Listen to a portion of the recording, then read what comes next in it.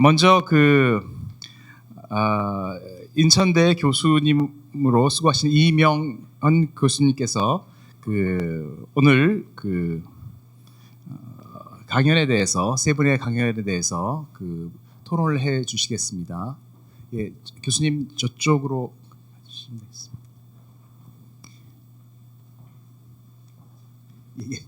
예.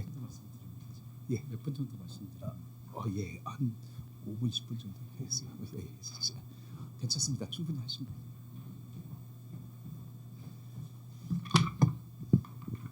예, 여러분 안녕하십니까?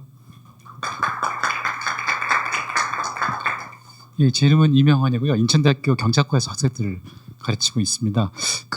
김태환 교수님께서 저한테 연락을 하셔서 이 학술 대회에서 무슨 토론을 해달라고 하셔서 저는 이렇게 분과 작은 세션에서 하는 줄 알고 그냥 네 하겠습니다 했는데 와 보니까 제가 이렇게 큰 중요한 거에 패널에 대해서 좀 굉장히 좀 당황스럽고요.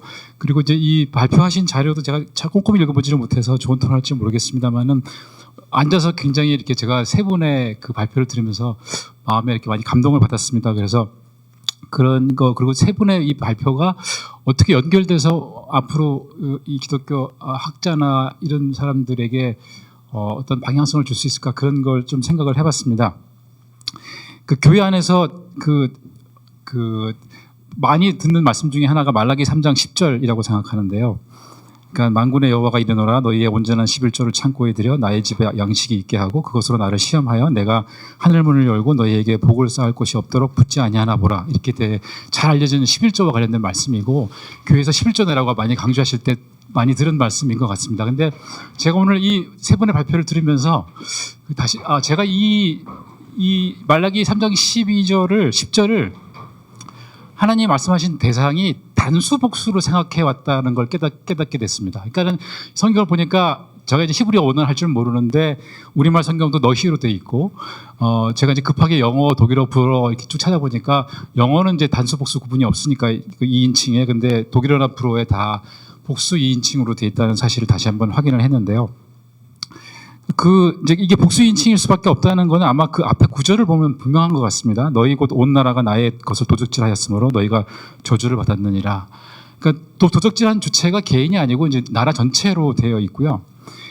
이 약속의 말씀을 이행을 할 경우에 11절에 보면 하나님께서 약속해 주시는 게 황충을 금해서 너희 토지의 소산을 멸하지 않게 하고 그다음에 12절에 가면 너희의 땅이 아름다워지므로 열방이 너희를 복되다 하리라 이렇게 되어 있습니다.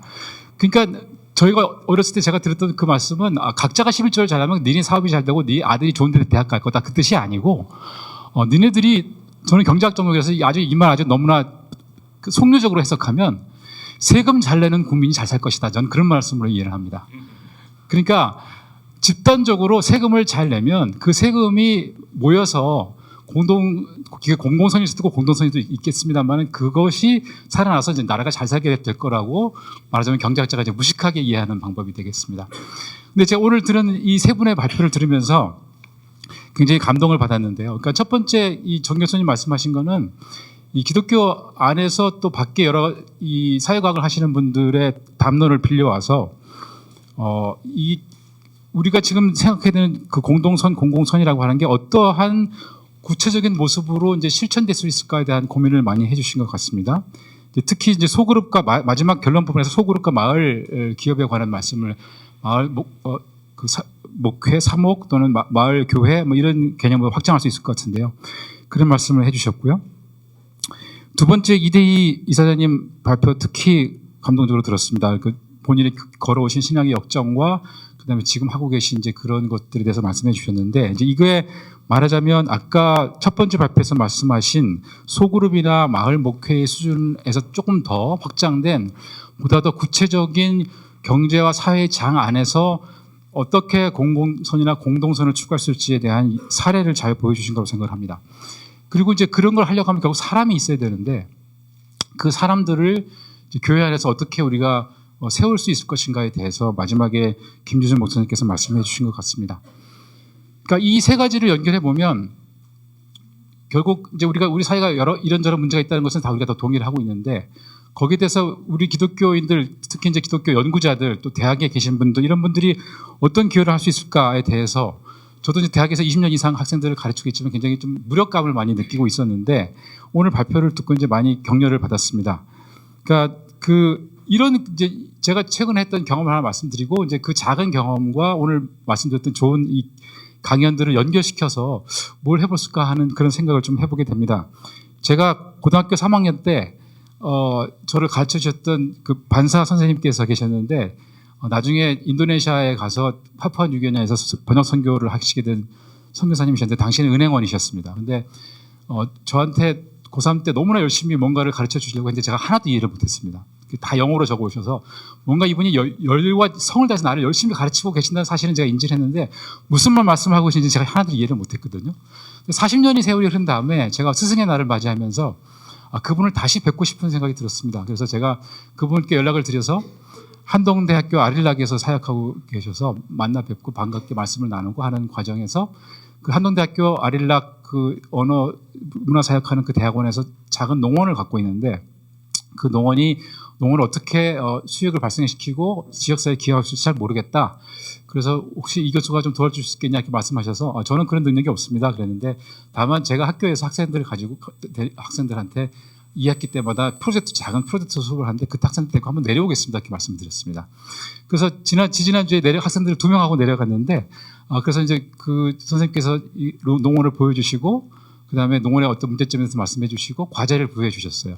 근데 제가 보기엔 제가 같이 내려 두 학생은 전혀 그 문제를 해결할 능력이 없습니다. 저한테도 없습니다. 다만 그 학생과 함께 이제 그 농원을 어떻게 해서 그 지역 사회에 기여하도록 만들 수 있게 해서 이런저런 생각을 해보고 아주 초라한 보고서를 하나 써보기로 했습니다.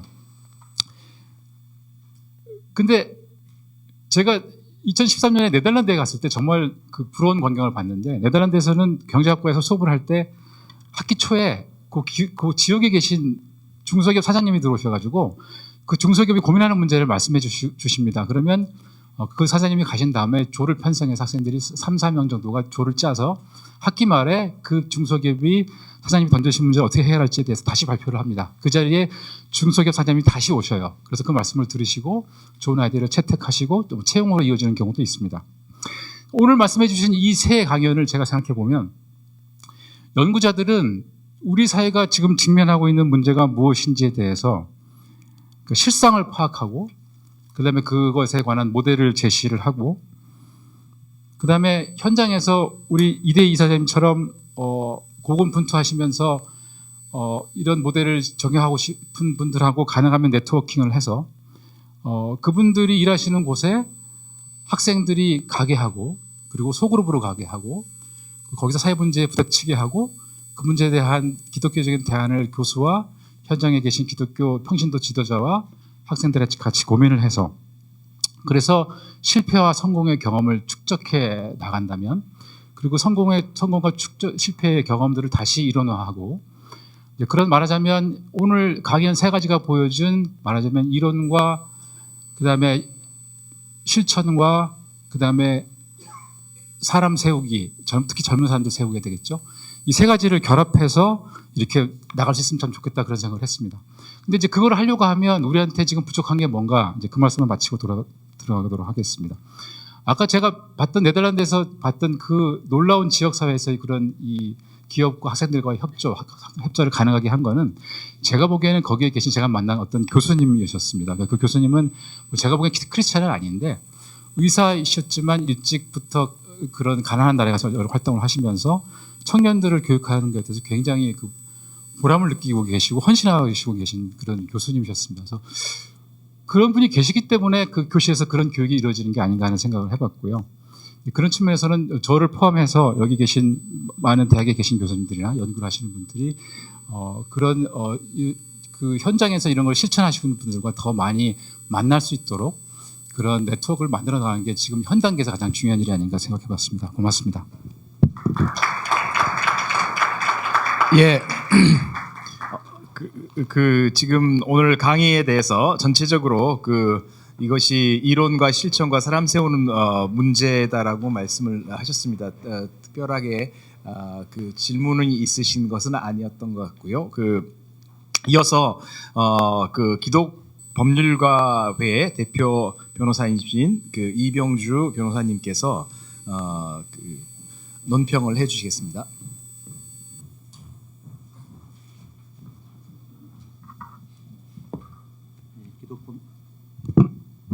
예, 기독법률가의 대표 맡고 있는 이병주 변호사라고 합니다.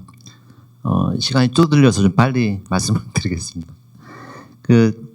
말씀 다 잘 들었는데 아까 정재영 교수님 내용 중에 이제 공공신학이라고 하는 것이 공감되고 누구나 지지할 수 있는 그 단어이지만 그 내용과 방향이 모호해서 어떤 것이 그 속에 들어가지 알 수 없는 일종의 블랭크 같은 그런 한계가 있다는 거. 또 실제로 그 점에서 기독교인들이 사회에 나갈 때 그것이 꼭 선한 것을 만들 수 있는 보장이 없다는 문제를 이제 그 생각을 해보겠습니다. 그래서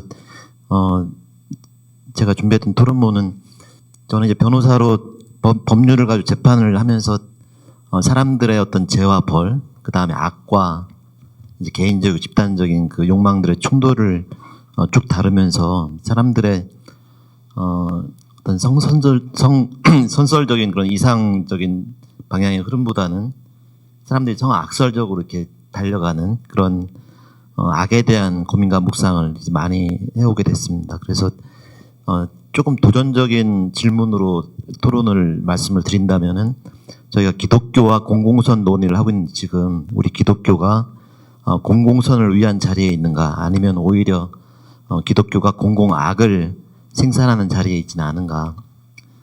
지금 우리에게는 기독교의 공공선에 대한 논의만큼이나 기독교의 공공악에 대한 논의가 더 필요하다고 볼 수 있는 것 아닌가. 예수님이 우리에게 세상의 소금과 빛이 되라고 했지만 기독교인들이 교만과 무지로 신앙과 세상에 대한 오해와 혼동에 빠지면은 오히려 세상을 어지럽히는 기독교를 만들어낼 수 있고 지금 그런 양상들이 벌어지고 있다.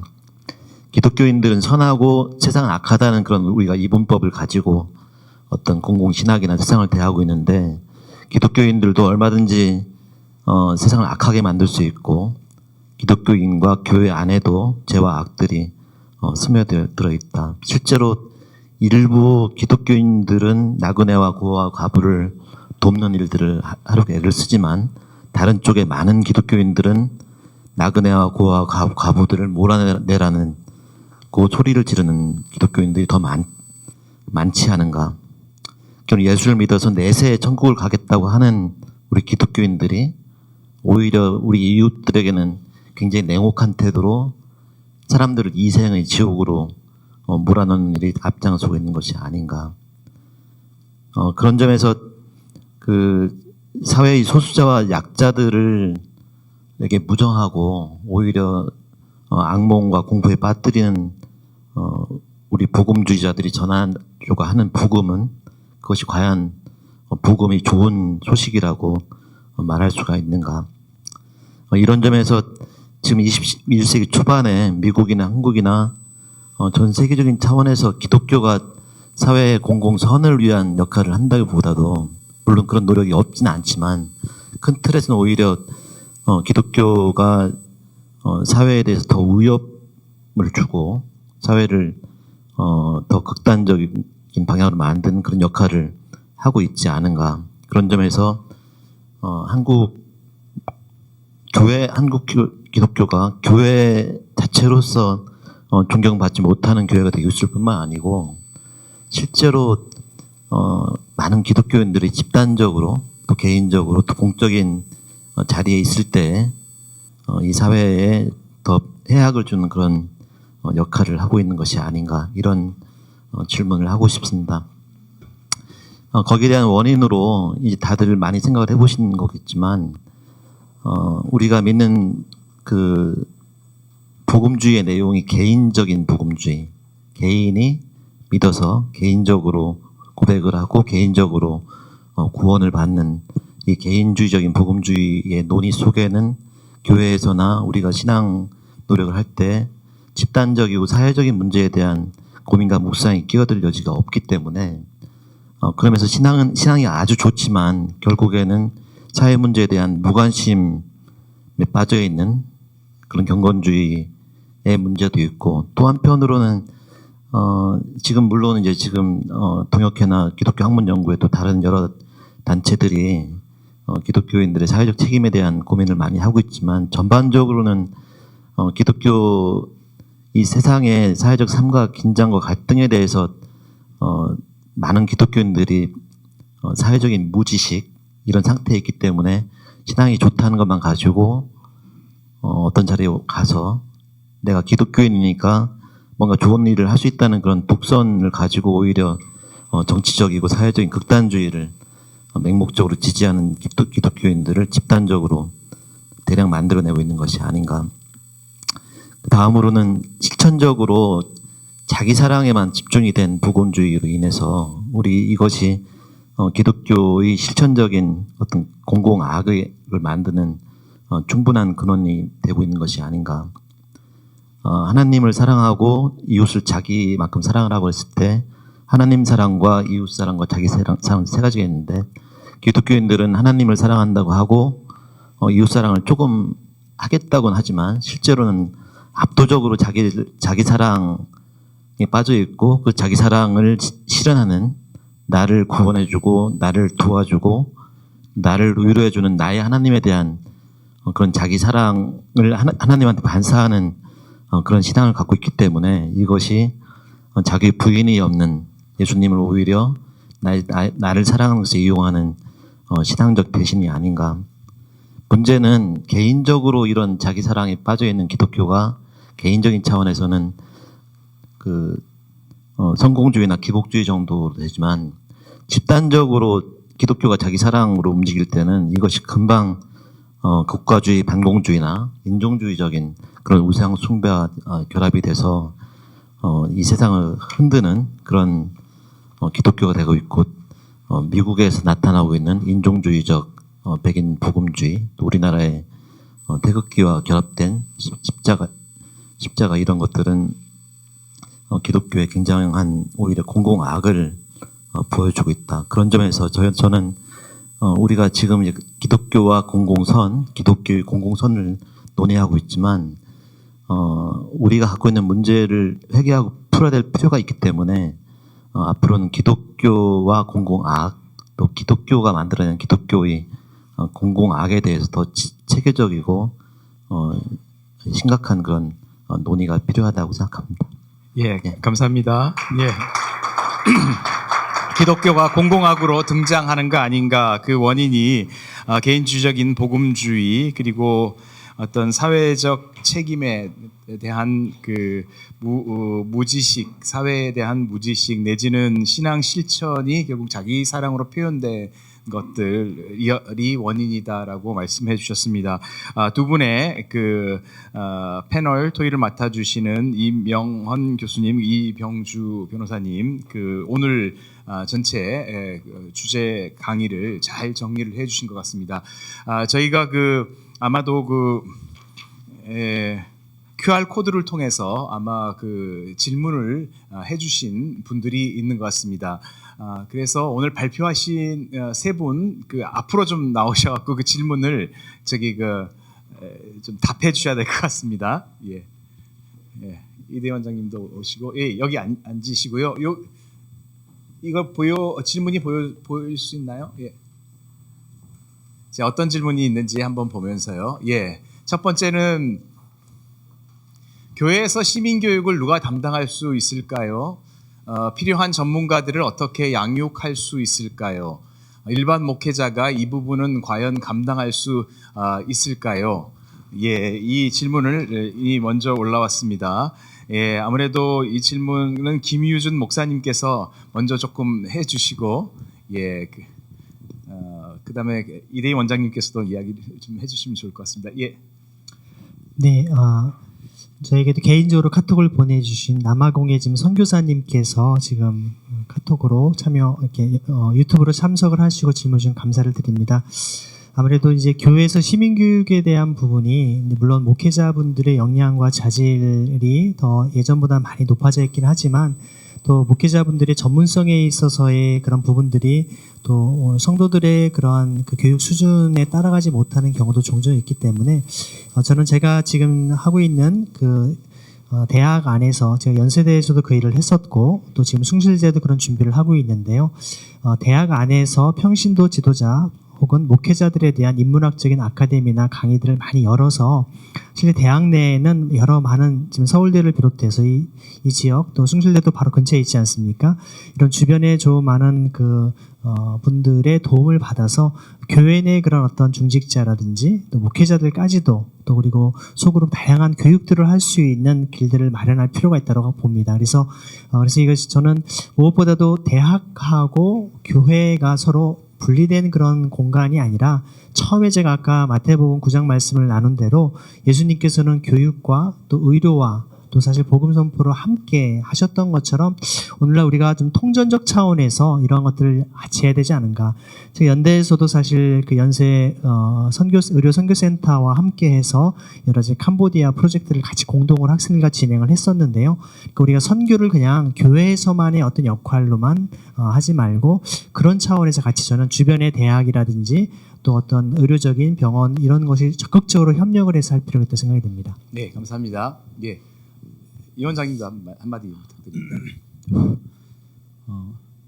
이제 그 이원론, 그러니까 이제 교회에서 생활과 직장의 생활이 분리가 되어 있는 대부분의 성도들에게 이제 직장에서의 어떤 그 일 자체가 이제 하나님에 대한 섬김인 것들을 알려주는 어떤 그런 노력들 차원에서 지금 복음주의 교회들은 아마 노력을 하고 계신 것 같고, 하지만 거기서 빠져 있는 부분이 이제 지역 자기가 거주하고 교회가 속되어 있는 지역에서 어떻게 지역의 건강한 어떤 교회의 모습을 보일 것인가, 이제 그런 부분에 대한 고민들을 하는 교회들을 간혹 보고 있습니다. 그래서 저는 그런 두 가지 보면 직업 세계에서의 하나님께 순종과 교회가 속해 있는 지역에서의 어떤 순종, 이 두 가지를 잘 결합을 해서 좀 더 나가면 이제 직능별로 뭐 지금 말씀 자기 직업 세계가 전문성이 있다면 그 전문가의 어떤 그런 어떤 공동체로 확산될 수 있겠지만 그 두 가지 부분만이라도 기본적인 어떤 그런 성도에 대한 교육이 될 수 있도록 하는 거가 정말 상식일 것 같은데,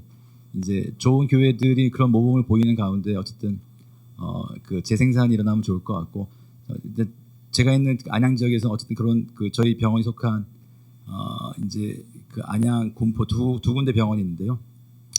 안양 군포에서 또 의왕 옆에 있는 세 도시에서 한 100만 되는데 그 교회 협의회와 이제 저희 병원과 또 그 지역 사회에서 어떤 그런 NGO 몇 군데랑 같이 이제 이런 것들을 좀 하려고 하고 있습니다. 그래서 같이 만들어 나가면 좋을 것 같습니다. 예, 감사합니다. 예, 제가, 교수님도 간단하게 덧붙이면 광고가 될까봐 좀 조심스럽긴 합니다만, 제가 참여하는 목회사역연구소에서 기독 시민을 위한 소그룹 교재를 만든 게 있거든요.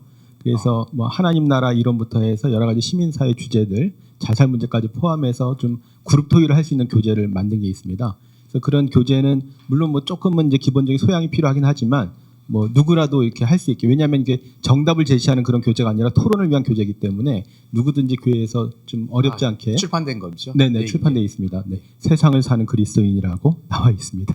감사합니다. 예, 다음 질문으로 이와 이어져서 기독교 학교를 섬기는 입장에서 과연 기독교사들이 이제 아마 기독 대안학교 교사분들 이야기한 것 같습니다. 이런 시민 교육을 시켜야 하는 당위성에 대한 이해가 얼마나 있을까요? 학교에서는 기독 학생들을 시민으로 어떻게 누가 교육시킬 수 있을까요? 이것은 정 교수님부터 말씀을 좀 해주셔야 될 것 같은데. 학교에서 예. 대답하기 어려운데, 저는 이제 신학교에 있고 저희 학생들은 대부분 목사님들이기 때문에 이 내용하고는 특별히 관련이 없는 것 같습니다만, 네, 뭐 누가 해야 되는 것은 뭐 당연히 이제 교사가 해야 될 텐데, 문제는 이제 아시는 것처럼 현장에서 이런 것들에 대한 어떤 좀 체계적인 교육이나 그런 이해가 부족하기 때문에 일반적으로 그냥 이렇게 바로 할 수 있는 그런 부분들은 아닌 것 같고, 앞에 말씀하신 이제 그런 것들을 좀 단계적으로 밟아서 좀 준비가 좀 이루어져야 되지 않을까, 이렇게 좀 원론적으로 말씀드릴 수 있을 것 같고요. 학교에 계신 목사님께서 더 잘 말씀하실 수 있을 것 같습니다. 예, 사실 저도 이제 지금 대학생과 중학교 3학년 딸 둘을 키우는 부모로서 이제 둘째 이제 고등학교 입시 때문에 주변에 학교들을 이렇게 알아보다가 한번 대안학교도 좀 확인을 해봤습니다.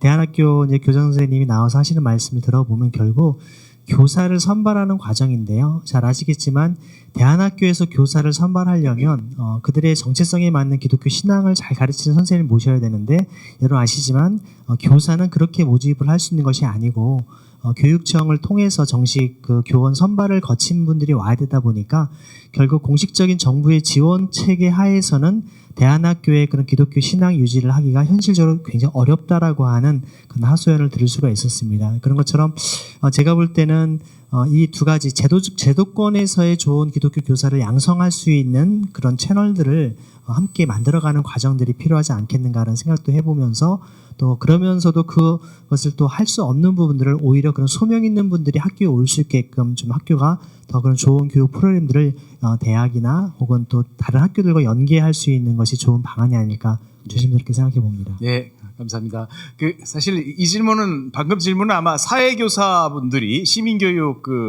아마 교육 내용 안에 있습니다. 사회교사님들이 기본적으로 해야 되는데 아까 대안학교이기 때문에 제가 사범대 교수이기 때문에 말씀드릴 수 있는 거는 아마도 이제 임용고시를 꼭 보는 것이 아니고 그냥 사립대학에 사범대들이 있는데 특별히 기독교 기독 대학들 사범대들 이렇게 연합을 해서 학생들을 대안학교로 교생 실습도 나가고 그렇게 어떤 링크업을 시킬 수 있는 방법도 있을 것 같습니다.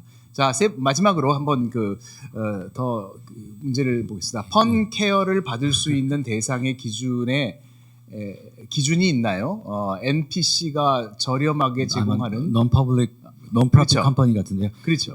이제 이게 펀캐넷을 이제 지금 앱을 만들고 이제 테스트를 버전 1, 버전 2를 하고 있는데 한 1년에 2억에서 3억 정도의 그런 비용이 들어갑니다. 근데 그거를 현재는 이제 그러니까 하나의 NGO에서 이제 2년 동안 서포트를 했고요. 지금 교회들한테 이제 한 달에 100만 원씩 1,200만 원이니까 이제 쉐어드 서비스로 전국을 나눠 갖고 이제 그 지역의 어떤 이런 것들에 참여할 만한 교회들한테 그 비용을 쉐어하는 과정에 있고, 그래서 이제 시간당 5,000원 해갖고 이제 이게 간헐적인 서비스이기 때문에 예를 들면 이용하는 이런 분들이 계신데 이제 자기 집에서 그 데이케어 센터로 이제 그 병증 치매 때문에 가셔야 되는데 이제 정부에서 이제 차가 나오긴 하는데 집에서 거기까지 나가는 과정 자체를 보호자가 도와주지 않으면 이제 버스 하는 분들은 집에까지 갈 수는 없으신 거예요. 그 사이 때문에 일주일에 그러니까 3회 내지는 5회를 가시는데 그거를 계속 보호자가 그걸 모시고 가야 되는데 이제 그럴 때 지역에서 이제 옆에 달려가서 모시고 이제 걸어서 차까지 가서 이제 데려다주고 이런 식의 연계 서비스이기 때문에 이제 하루 종일 매일 발생하지 않고 간헐적으로 발생하는 거를 지금 80분의 이제 자원봉사자들이 교육받고 준비되는 분들이 연락이 오면 자기가 시간 되면 이제 거기에 매칭해서 내가 하겠다 해갖고 이제 서로 같이 서비스를 하고 있는 거고, 간헐적인 서비스를 요청한 사람들이 이제 계속 요청을 하고 계신데 지역적으로 그런 이제 커뮤니티를 만들어가는 과정에 있고, 그래서 그러니까 이거는 5,000원을 자기가 내실 수 없으면 다른 사람이 대신 내주시거나 이거 서비스에 참여하는 봉사자 중에서 자기는 돈 안 받겠다는 분들이 있어갖고 이렇게 매칭도 하고 있는데, 어쨌거나 이제 기본 전제는 중앙센터를 운영하는 그 비용은 지역교회가 나눠서 내려고 하고 있고요. 그 거마비, 자원봉사자가 봉사하기 위해서 그분한테 갔다가 자기 장소로 가는 거마비는 수혜받는 사람이나 가족이 내게 돼 있는데 안 되면 이제 다른 사람이 대신 내주는 그런 구조를 좀 하겠습니다. 이게 이제 농사를 저렴하게, 이거는 너무 어려운 주제인 것 같고요. 선교에서도 마찬가지인데 여기 옵티멈한 부분이 있는 것 같습니다.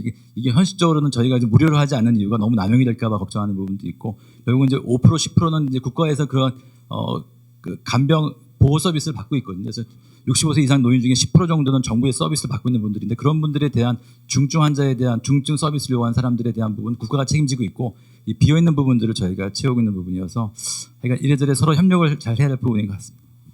예, 저희들이 계획한 3시 30분에 저희들이 모든 것을 마치기로 했는데요. 시간이 다 돼서 더 많은 질문들이 아마 있으실 수 있을 것 같습니다. 그래서 직접 또 여쭤보고, 그리고 오늘 참 중요한 공동선이라는 그 주제를 가지고 저희들이 다 같이 한번 생각하는 시간을 가졌습니다. 한 번의 학술대로는 부족한 주제인 것 같습니다. 한 번 더 해야 되지 않을까 그런 생각이 드는데요. 아무튼 오늘 전체 우리 모임은 여기서 마치고요. 그 다음에 10분 후에 각 분과별 모임으로 좀 가겠습니다. 예, 오늘 여기서 마치겠습니다. 예, 감사합니다. 예.